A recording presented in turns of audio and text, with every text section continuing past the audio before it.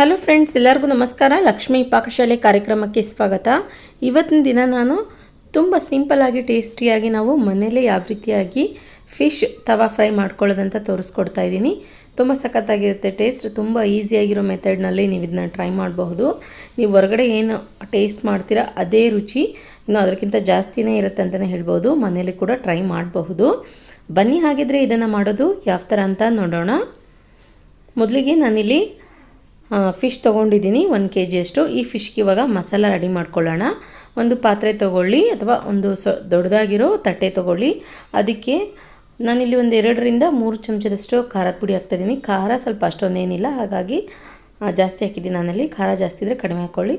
ಸ್ವಲ್ಪ ಅರಿಶಿನ ಪುಡಿ, ನಂತರ ಗರಂ ಮಸಾಲ ಹಾಕ್ಕೊಳ್ಳಿ ಅರ್ಧ ಚಮಚದಷ್ಟು. ರುಚಿಗೆ ತಕ್ಕಷ್ಟು ಉಪ್ಪು. ಅದಾದ ನಂತರ ಇಲ್ಲಿ ನಾನು 2 ಚಮಚದಷ್ಟು ಕಾರ್ನ್ಫ್ಲೋರ್ ಹಿಟ್ಟು ಹಾಕ್ತಾಯಿದ್ದೀನಿ. ನಂತರ 2 ಚಮಚದಷ್ಟು ಅಕ್ಕಿ ಹಿಟ್ಟು ಹಾಕ್ಕೊಳ್ಳಿ. ಇದಕ್ಕೆ ಇವಾಗ ಫ್ರೆಶ್ ಆಗಿ ರೆಡಿ ಮಾಡಿರ್ತಿರುವಂತಹ ಶುಂಠಿ ಬೆಳ್ಳುಳ್ಳಿ ಪೇಸ್ಟ್ ಹಾಕ್ಕೊಳ್ಳೋಣ. ನಂತರ 2 ಚಮಚದಷ್ಟು ಎಣ್ಣೆ ಹಾಕ್ಕೊಳ್ಳಿ. ಇದನ್ನ ಇವಾಗ ಒಂದ್ಸಲ ಕೈಯಿಂದ ಚೆನ್ನಾಗಿ ಮಿಕ್ಸ್ ಮಾಡ್ಕೊಳ್ಬೇಕು. ಒಂಥರ ಕಬಾಬ್ ಪೌಡ್ರ್ ಏನು ಸಿಗುತ್ತಲ್ವ ನಮಗೆ, ಆ ಥರ ಪೌಡ್ರ್ ಇಲ್ಲಿ ರೆಡಿಯಾಗಿ ಆಗುತ್ತೆ. ಓಕೆ ನೋಡಿ, ಈ ಥರ ಮಿಕ್ಸ್ ಮಾಡ್ಕೊಂಡ ನಂತರ ಇದಕ್ಕಿವಾಗ ನಾವು ನೀರು ಸೇರಿಸ್ಕೊಳ್ಳೋಣ.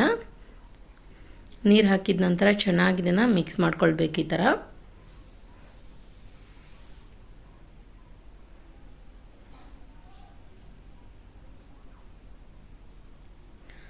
ಓಕೆ ನೋಡಿ, ಇವಾಗ ಈ ಅಳತೆಯಲ್ಲಿ ನಾನು ಕಲಸಿ ರೆಡಿ ಮಾಡಿ ಇಟ್ಕೊಂಡಿದ್ದೀನಿ. ತೀರಾ ತಿಳುವನಲ್ಲ, ತೀರಾ ಗಟ್ಟಿನೂ ಅಲ್ಲ. ಫಿಶ್ಗೆ ಇದು ಕರೆಕ್ಟಾಗಿ ಕೋಟಿಂಗ್ ಆಗುತ್ತೆ. ಇಲ್ಲಿ ನಾನು ಫಿಶ್ನ ಕ್ಲೀನಾಗಿ ವಾಶ್ ಮಾಡಿ ಇಟ್ಕೊಂಡಿದ್ದೀನಿ. ನಿಮಗೆ ಫಿಶ್ ಸ್ಮೆಲ್ ಅನಿಸಿದರೆ ಸ್ವಲ್ಪ ಇದಕ್ಕೆ ಜೋಳದ ಹಿಟ್ಟು ಮತ್ತು ಉಪ್ಪು ಹಾಕ್ಬಿಟ್ಟು ವಾಶ್ ಮಾಡ್ಕೊಳ್ಳಿ. ಸ್ಮೆಲ್ ಏನೂ ಇರಲ್ಲ, ಚೆನ್ನಾಗಿ ಹೊರಟೋಗುತ್ತೆ. ಇವಾಗ ಇದಕ್ಕೆಲ್ಲ ಫಿಶ್ಗೆ ಚೆನ್ನಾಗಿ ನಾವು ಮಸಾಲ ಹಚ್ಕೊಳ್ಳೋಣ ಈ ಥರ.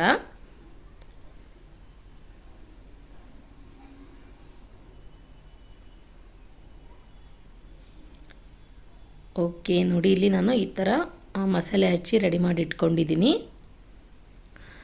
ಇದನ್ನ ಇವಾಗ 1 ಗಂಟೆವರೆಗೂ ನಾವು ಸ್ವಲ್ಪ ನೆನೆಯೋದಕ್ಕೆ ಬಿಟ್ಬಿಡೋಣ. ಮ್ಯಾರಿನೇಟ್ ಆಗಬೇಕಿದು. ನೀವು ಫ್ರಿಜ್ಜಲ್ಲಿ ಇಟ್ಟರು ಕೂಡ ಓಕೆ. ಫ್ರಿಜ್ಜಲ್ಲಿ ಇಟ್ಟರು ಇನ್ನೊಂದು ಸ್ವಲ್ಪ ಹಸಿಯಾಗಿ ಚೆನ್ನಾಗಿ ಕೋಟಿಂಗ್ ಆಗುತ್ತೆ. ಅದು ಎಲ್ಲ ಮಸಾಲೆನೂ ಫಿಶ್ಗೆ ಚೆನ್ನಾಗಿ ಹುರ್ಕೊಂಬಿಟ್ಟು ನೋಡಿ. ಇವಾಗ 1 ಗಂಟೆ ನಂತರ ಗ್ಯಾಸ್ ಆನ್ ಮಾಡ್ಕೊಂಬಿಟ್ಟು ಒಂದು ಹಂಚಿಟ್ಕೊಳ್ಳಿ. ನೀವು ಯಾವುದಾದ್ರೂ ಹಂಚಿಟ್ಕೊಳ್ಬಹುದು. ಹಂಚಿಗೆ ಎಣ್ಣೆ ಹಾಕ್ಕೊಂಡು ಈ ಥರ ಸ್ಪ್ರೆಡ್ ಮಾಡ್ಕೊಳ್ಳಿ ಎಲ್ಲ ಕಡೆಯೂ ಹಂಚಿಗೆಲ್ಲ. ಎಣ್ಣೆ ಸ್ವಲ್ಪ ಬಿಸಿ ಆದ ನಂತರ ಇದಕ್ಕೆ ಇವಾಗ ಫಿಶ್ ಇಟ್ಕೊಳ್ಳಿ.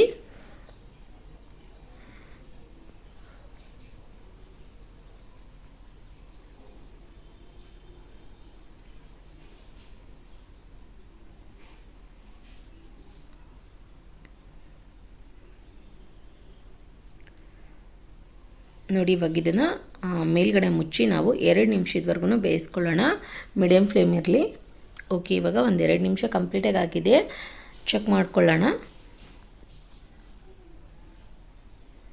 ಒಂದು ಕಡೆಯಲ್ಲಿ ಫಿಶ್ಶು ಚೆನ್ನಾಗಿ ಬೆಂದಿದೆ. ಇದನ್ನು ಇವಾಗ ಟರ್ನ್ ಮಾಡ್ಕೊಳ್ಳೋಣ.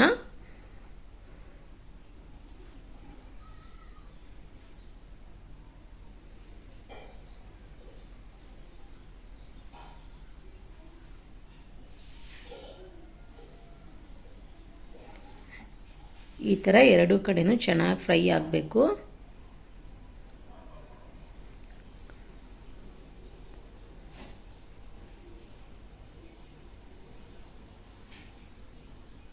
ತುಂಬ ಚೆನ್ನಾಗಿರುತ್ತೆ, ತಿನ್ನೋದಕ್ಕೆ ಟೇಸ್ಟಿಯಾಗಿರುತ್ತೆ. ನಾವು ಈ ಥರ ಮನೆಯಲ್ಲೇ ಸಿಂಪಲ್ಲಾಗಿ ಮಾಡ್ಕೊಳ್ಳೋದ್ರಿಂದ ಮನೆಯಲ್ಲಿರುವಂತಹ ಪದಾರ್ಥಗಳನ್ನೇ ಬಳಸ್ಬಿಟ್ಟು ಮಾಡಿದ್ದೀನಿ. ನಾನೇನು ಜಾಸ್ತಿ ಪದಾರ್ಥಗಳು ತರಬೇಕಪ್ಪ ಮಾಡಬೇಕಂತ ಟೆನ್ಷನ್ ಇಲ್ಲ. ಮನೇಲಿ ಏನು ಸಿಗುತ್ತೆ ಅದನ್ನೇ ಹಾಕಿ ನಾವು ಟ್ರೈ ಮಾಡಬಹುದು. ನೀವು ಮನೇಲಿ ಕಾರ್ನ್ಫ್ಲೋರ್ ಇಲ್ಲ ಅಂತ ಅನ್ನೋರು ಮೈದಾ ಹಿಟ್ಟು ಕೂಡ ಬಳಸಬಹುದು. ಓಕೆ ನೋಡಿ, ಇಲ್ಲಿ 2 ಕಡೆಯೂ ಫಿಶ್ಶು ಚೆನ್ನಾಗಿ ಫ್ರೈ ಆಗಿದೆ. ಮೈದಾ ಹಿಟ್ಟು ಹಾಕಿದರೂ ಕೂಡ ಕ್ರಿಸ್ಪಿನೆಸ್ ಆಗಿ ಬರುತ್ತೆ. ಓಕೆ ನೋಡಿ, ಇವಾಗ ಇದನ್ನು ತೆಗೆದಿಟ್ಟು ನಾನಿಲ್ಲಿ ಸರ್ವ್ ಮಾಡ್ತಿದ್ದೀನಿ. ಬಿಸಿ ಇರುವಾಗಲೇ ತಿನ್ನಿ, ಚೆನ್ನಾಗಿರುತ್ತೆ. ಓಕೆ ನೋಡಿ, ಬಿಸಿ ಬಿಸಿಯಾದ ಫಿಶ್ ತವಾ ಫ್ರೈ ರೆಡಿಯಾಗಿದೆ. ನೋಡಿದ್ರಲ್ಲ ಯಾವ ರೀತಿಯಾಗಿ ನಾವು ತುಂಬ ಸಿಂಪಲ್ಲಾಗಿ ಟೇಸ್ಟಿಯಾಗಿ ಫಿಶ್ ತವಾ ಫ್ರೈ ಮಾಡ್ಕೊಳ್ಳೋದಂತ. ನಾನು ಮಾಡಿರೋ ಈ ರೆಸಿಪಿ ನಿಮಗೆ ಇಷ್ಟ ಆಗಿದರೆ ಪ್ಲೀಸ್ ಲೈಕ್ ಮಾಡಿ, ಶೇರ್ ಮಾಡಿ, ಕಮೆಂಟ್ ಮಾಡಿ.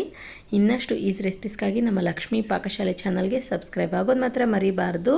ಮತ್ತೆ ಒಂದು ಇಂಟ್ರೆಸ್ಟಿಂಗ್ ರೆಸಿಪಿಯೊಂದಿಗೆ ಬರ್ತೀನಿ ಮುಂದಿನ ಸಂಚಿಕೆಯಲ್ಲಿ. Keep watching. Thank you. Bye.